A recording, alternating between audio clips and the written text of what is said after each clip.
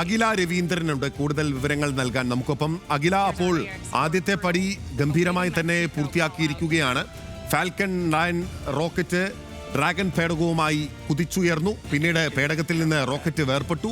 ഇന്ത്യയിലേക്ക് അത് ലോകത്തിലേക്ക് അത് സെൽഫ് ലാൻഡിംഗ് ചെയ്യാൻ ഒരുങ്ങുകയാണ്. അതിന് ശേഷം ഇതാ ഇപ്പോൾ സ്വയം ജ്വലിച്ചുകൊണ്ട് ഡ്രാഗൺ പേടകം ബഹിരാകാശ നിലയം ലക്ഷ്യമാക്കി സഞ്ചരിക്കുകയാണ്. നാളെ വൈകിട്ടോടുകൂടി അവർ ഇന്റർനാഷണൽ സ്പേസ് സെന്ററുമായി ഡോക്ക് ചെയ്യും ഡ്രാഗൺ പേടകം എന്നാണ് നമ്മൾ കരുതുന്നത്. മറ്റ് തടസ്സങ്ങളൊന്നും ഉണ്ടായില്ല. കഴിഞ്ഞ 7 തവണ മാറ്റിവെച്ചതാണിത്, അല്ലേ? അതെ, അങ്ങനെ തന്നെ പറയണം. ബിനിൽ, ഡ്രാഗൺ പേടകം വിക്ഷേപിച്ചിരിക്കുന്നു. ആദ്യഘട്ടം വിജയകരമായി പൂർത്തിയാക്കാൻ കഴിഞ്ഞിരിക്കുന്നു എന്ന് വേണം പറയാൻ. സ്പേസ് എക്സിന്റെ ഫാൽക്കൺ 9 റോക്കറ്റ് ഫ്ലോറിഡയിലെ കെനഡി സ്പേസ് സെന്ററിൽ 39A ലോഞ്ച് കോംപ്ലക്സിൽ നിന്ന് പറന്നുയർത്തിയിരിക്കുകയാണ്. ഇന്ത്യക്കും ഏറെ അഭിമാനകരമായ നിമിഷമാണ്. ബഹിരാകാശ യാത്ര നടത്തുന്ന 2ാമത്തെ വ്യക്തിയും അന്താരാഷ്ട്ര ബഹിരാകാശ നിലയത്തിലേക്ക് എത്തുന്ന ആദ്യത്തെ ഇന്ത്യക്കാരനെന്ന ചരിത്രവും രചിക്കാൻ ഒരുങ്ങുകയാണ് ശുഭാംശു ശുക്ല.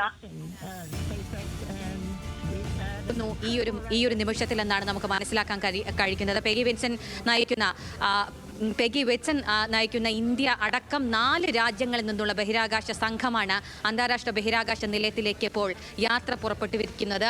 അതിൻ്റെ പുറപ്പെടൽ, അതിൻ്റെ ആരംഭം അത് വിജയകരമായി നടത്താൻ അവർക്ക് കഴിഞ്ഞിരിക്കുന്നു. ദൗത്യ സംഘാംഗങ്ങളെക്കുറിച്ച് പറയുകയാണെങ്കിൽ അതിൽ ഇന്ത്യയുടെ അഭിമാനമായ ശുഭാംശു ശുക്ലയുണ്ട്, നാസയുടെ പെഗി വെറ്റ്സൺ ഉണ്ട്, പോളണ്ടിൻ്റെ സ്വാവോസ് ഉസാൻസ്കി ഉണ്ട്, ഹംഗറിയിൽ നിന്നുള്ള ഇബ കബു ഉണ്ട്. ഈ 4 സംഘങ്ങളാണ് ഇപ്പോൾ യാത്ര തിരിച്ചിരിക്കുന്നത്. ബഹിരാകാശത്തിലേക്ക് 1-ലധികം നടത്തിയിട്ടുള്ള മുതിർന്ന അമേരിക്കൻ ബഹിരാകാശ യാത്രികനാണ് ഈ പെഗി വെറ്റ്സൺ എന്ന് പറയുന്നത്. അദ്ദേഹമാണ് ആ ടീമിനെ നയിക്കുന്നത്. ശുഭാംശു ശുക്ലയാണ് പൈലറ്റായിട്ട് ഉണ്ടാകുക. സംഘം പോകുന്നത് 14 ദിവസത്തെ ദൗത്യത്തിനായാണ്. ഈ 14 ദിവസവും അവർ അവിടെ ചിലവഴിക്കും. വിവിധ പരീക്ഷണങ്ങളിലേക്ക് ഏർപ്പെടും. ഓരോ രാജ്യങ്ങളും അവർക്ക് അനുയോജ്യമായ അല്ലെങ്കിൽ അവരുടെ ലക്ഷ്യം പൂർത്തീകരിക്കാനുള്ള ദൗത്യങ്ങളിലേക്ക് ഈ 14 ദിവസവും കടക്കുമെന്നാണ് മനസ്സിലാക്കുന്നത്. സുരക്ഷയ്ക്ക് ഏറ്റവും പ്രാധാന്യം നൽകിക്കൊണ്ടാണ് നാസ ഈ ഒരു ദൗത്യത്തിന് മുൻകൈ എടുത്തത്. അതാണ് ഇത് 7 തവണ ഈ ദൗത്യത്തിന് പ്രതിബന്ധങ്ങൾ ഉണ്ടായി. 7 തവണ നിർത്തിവെക്കേണ്ടി വന്നു. ഇന്നിതാ പറന്നുയർന്നിരിക്കുകയാണ്. ആ വിക്ഷേപണ ദൗത്യം വിജയകരമായി പൂർത്തിയാക്കാൻ കഴിഞ്ഞിരിക്കുകയാണ്. ആക്സിയം 4 വിക്ഷേപണത്തിന്റെ കാലാവസ്ഥ ആയിരുന്നു പ്രശ്നമുണ്ടായിരുന്നത്. ഇന്ന് വിക്ഷേപണത്തിന് തൊട്ടു മുൻപ് 90% കാലാവസ്ഥ അനുകൂലമാണെന്ന് സ്പേസ് എക്സ് റിപ്പോർട്ട് ചെയ്തു. പിന്നാലെ എല്ലാ സുരക്ഷാ മുൻകരുതലുകളും ഒരുക്കി. ആശയവിനിമയങ്ങൾ ശരിയാണോ എന്ന് കൃത്യമായി പരിശോധിച്ചു. സ്യൂട്ടുകൾ അടക്കമുള്ള പരിശോധനകൾ നടത്തി. അങ്ങനെ കൃത്യമായ പരിശോധനയിലൂടെ ആ ദൗത്യ സംഘം ഇപ്പോൾ പോയിരിക്കുകയാണ്. ദൗത്യ നിർവഹണത്തിന് കരാർ ലഭിച്ചത് അമേരിക്കൻ കമ്പനിയായ ആക്സിയമിനായിരുന്നു. ആളുകളെ ബഹിരാകാശത്തെ എത്തിക്കാനുള്ള ദൗത്യത്തിനായിട്ട് ഇറങ്ങി പുറപ്പെട്ട ഒരു കമ്പനിയുടെ 4ാമത്തെ മിഷനാണ് ഈ ആക്സിയം 4 എന്ന് പറയുന്നത്. ഇലോൺ മസ്കിന്റെ സ്പേസ് എക്സും ഇതിൽ പങ്കാളിയാണ്. ഫാൽക്കൺ 9 റോക്കറ്റിലാണ് ദൗത്യ സംഘത്തെ ബഹിരാകാശത്തേക്ക് ഇപ്പോൾ കൊണ്ടുപോയിട്ടുള്ളത്. ഈ ഫാൽക്കൺ 9 റോക്കറ്റിന്റെ തകരാറുമായി ബന്ധപ്പെട്ടായിരുന്നു ആദ്യം തുടക്കത്തിലൊക്കെ പ്രതിബന്ധങ്ങൾ നേരിട്ടിട്ടുണ്ടായിരുന്നത്. അതെല്ലാം വകഞ്ഞു മാറ്റി, അതിനെല്ലാം മാറ്റിമറിച്ച് ഇപ്പോൾ ആ ദൗത്യ സംഘം പുറപ്പെട്ടിരിക്കുന്നു. നാളെ സ്പേസ് എക്സിന്റെ ഫാൽക്കൺ 9 റോക്കറ്റ് ഇന്റർനാഷണൽ സ്പേസ് സ്റ്റേഷനുമായി ഡോക്ക് ചെയ്യും. അങ്ങനെ അടുത്ത ഘട്ടം കൂടി പൂർത്തിയാക്കാൻ അവർക്ക് സാധിക്കും. ഇപ്പോൾ ആദ്യഘട്ടം മാത്രമാണ് പൂർത്തിയാക്കാൻ കഴിഞ്ഞിട്ടുള്ളത്. മൈക്രോഗ്രാവിറ്റിയിൽ 60-ലേറെ അല്ലെങ്കിൽ അതിലേറെ പരീക്ഷണങ്ങൾ അവർ അവിടെ നടത്തും. ആ പരീക്ഷണങ്ങൾ ജനകോടിക്കാകെ, ലോക ജനതയ്ക്കാകെ ഉപകാരപ്പെടുന്ന തരത്തിലുള്ള പരീക്ഷണങ്ങളായിരിക്കും അവിടെ നടത്തുക. ഇന്റർനാഷണൽ സ്പേസ് സെന്ററിലേക്ക് മനുഷ്യനെ എത്തിക്കുക. 1 അല്ല, 100 അല്ല, 1000 അല്ല, മില്യൺ കണക്കിന് ആളുകളെ എത്തിക്കുക എന്ന ലക്ഷ്യമാണ് ഞങ്ങൾക്കുള്ളതെന്നാണ് സ്പേസ് എക്സിൽ കുറിക്കുന്നത്. ഇതിൽ നിർണായകമായത് നമ്മുടെ ശുഭാംശു ശുക്ലയെ എടുക്കുകയാണെങ്കിൽ അദ്ദേഹത്തിന് ചൂണ്ടിക്കാട്ടിയ ഒരു പ്രധാനപ്പെട്ട കാര്യം ഈ മനുഷ്യനെ ആ ബഹിരാകാശത്തേക്ക് എത്തിക്കുക എന്നുള്ളതാണ്. ലോകത്തിന് അപ്പുറത്തേക്ക്, നമ്മുടെ ഈ ഭൂമിക്ക് അപ്പുറത്തേക്ക് ജീവൻ സാധ്യമാണോ, അവിടെ അതിജീവനം സാധ്യമാണോ, അവിടെയെല്ലാം മനുഷ്യനെ എത്തിക്കാൻ സാധിക്കുമോ എന്നുള്ള ഒരു കൗതുകം, ഒരാഗ്രഹം മനുഷ്യരാശിയുടെ തുടക്കം മുതലേ ഉണ്ട്. അതിന്റെ ഭാഗമായിട്ടാണ് ശാസ്ത്ര പരീക്ഷണങ്ങൾ, പരിവേഷണങ്ങൾ, ബഹിരാകാശ പരിവേഷണങ്ങളെല്ലാം തന്നെ ലോകത്തെ വിവിധ രാജ്യങ്ങൾ നടത്തുകയും ചെയ്തിട്ടുള്ളത്. അഖില, ഇതിലേറ്റവും പ്രധാനപ്പെട്ട ഒരു കാര്യമായി എനിക്ക് ഏറ്റവും ഇൻട്രസ്റ്റിംഗ് ആയി തോന്നിയിട്ടുള്ളത് ശുഭാംശു ശുക്ല ഇന്ത്യയെ സംബന്ധിച്ച ഒരു അഭിമാന മുഹൂർത്തമാണ്.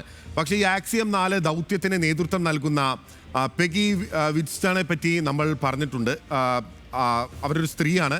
അവർ 65 വയസ്സുള്ള ഒരു വനിതയാണ്.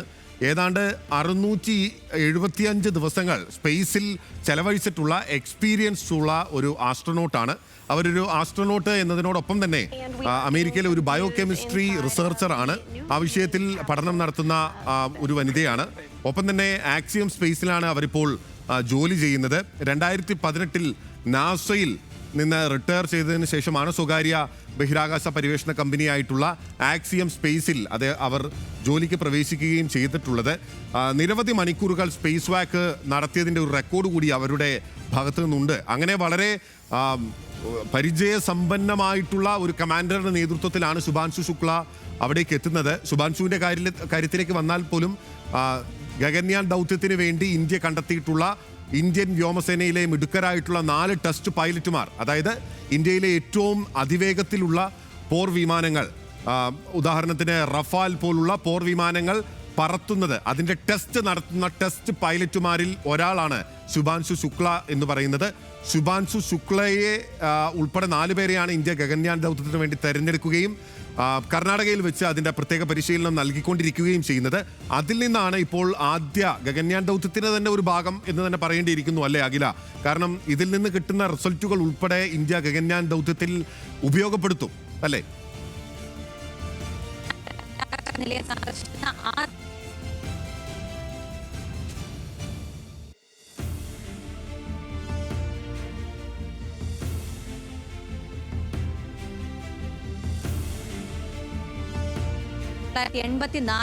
വിംഗ് കമാൻഡർ രാകേഷ് ശർമ്മ ചരിത്രം സൃഷ്ടിച്ചത്. ഏകദേശം 4 പതിറ്റാണ്ടുകൾക്ക് ശേഷം അദ്ദേഹം ആ ചരിത്രം സൃഷ്ടിച്ച് 4 പതിറ്റാണ്ടുകൾക്ക് ശേഷമാണ് ബഹിരാകാശത്തേക്ക് ഇന്ത്യയിൽ നിന്നും ഒരാൾ പോകുന്നത്. ക്യാപ്റ്റൻ ശുഭാൻശു ശുക്ല ബഹിരാകാശത്തേക്ക് പോകുന്ന ഇന്ത്യയുടെ 2ാമത്തെ ബഹിരാകാശ സഞ്ചാരിയാണ്. രാകേഷ് ശർമ്മയ്ക്ക് ബഹിരാകാശത്ത് എത്താൻ കഴിഞ്ഞിരുന്നു, അങ്ങനെ ഒരു ചരിത്രം അദ്ദേഹത്തിന് നേടാൻ കഴിഞ്ഞിരുന്നു. പക്ഷേ ബഹിരാകാശ നിലയത്തിലേക്ക് എത്തുന്ന ആദ്യത്തെ ഇന്ത്യൻ എന്ന ചരിത്രം കുറിക്കുകയാണ് ശുഭാൻശു ശുക്ല. ബഹിരാകാശത്ത് അന്ന് 7 ദിവസമായിരുന്നു രാകേഷ് ശർമ്മ ചെലവഴിച്ചിട്ടുണ്ടായിരുന്നത്. കൃത്യമായി പറഞ്ഞാൽ 21 മണിക്കൂറാണ് അദ്ദേഹം ചെലവഴിച്ചിട്ടുണ്ടായിരുന്നത്. ഇപ്പോൾ ശുഭാൻശു ശുക്ല പോകുന്നത് 14 ദിവസത്തെ യാത്രയ്ക്കാണെങ്കിൽ 14 ദിവസം അവിടെ ചെലവഴിക്കാനാണ് അദ്ദേഹം പോകുന്നത്. അദ്ദേഹം തീർക്കാൻ പോകുന്നത് വലിയൊരു റെക്കോർഡാണ്. ആ റെക്കോർഡിലേക്കാണ് അദ്ദേഹം എത്തുന്നതും. 1984 ഏപ്രിലായിരുന്നു രാകേഷ് ശർമ്മ പോയിട്ടുണ്ടായിരുന്നത്. 41 വർഷം മുൻപാണ് അങ്ങനൊരു ചരിത്രം ഇന്ത്യക്ക് ഉണ്ടായിരുന്നത്. അതിനുശേഷം ഒരുപാട് ഇന്ത്യൻ വംശജരായിട്ടുള്ളവർ പോയിട്ടുണ്ട്. പക്ഷേ ഇന്ത്യയിൽ നിന്നൊരാൾ ഇതാ പോവുകയാണ്. ബഹിരാകാശ യാത്ര നടത്തുന്ന 2ാമത്തെ വ്യക്തിയായി അന്താരാഷ്ട്ര ബഹിരാകാശ നിലയത്തിലേക്ക് എത്തുന്ന ആദ്യത്തെ ഇന്ത്യക്കാരനെന്ന തലപ്പാവണിയാൻ ശുഭാൻശു ശുക്ല പോകുന്നു. രാജ്യാന്തര ബഹിരാകാശ നിലയം സന്ദർശിക്കുന്ന 2ാമത്തെ വ്യക്തിയായിട്ട് ശുഭാൻശു ISRO ആണ് അദ്ദേഹത്തെ തിരഞ്ഞെടുത്തത്. 1 മാസത്തിലേറെമായി അദ്ദേഹം മുൻകരുതൽ ക്വാറന്റൈനിലായിരുന്നു.